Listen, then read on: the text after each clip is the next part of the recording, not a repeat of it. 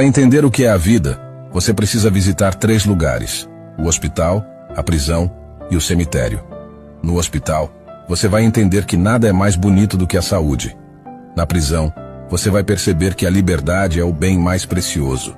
No cemitério, você perceberá que somos apenas hóspedes nesta terra. Nossa vida é como uma névoa que aparece por um momento e depois desaparece.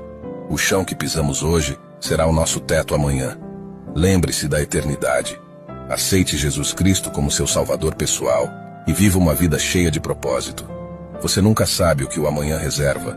Nós compartilhamos conteúdo para ajudar você a crescer todos os dias. Se tiver interesse, siga o Começou. Desejo o melhor para você, meu amigo. Espero que nossos caminhos se cruzem novamente.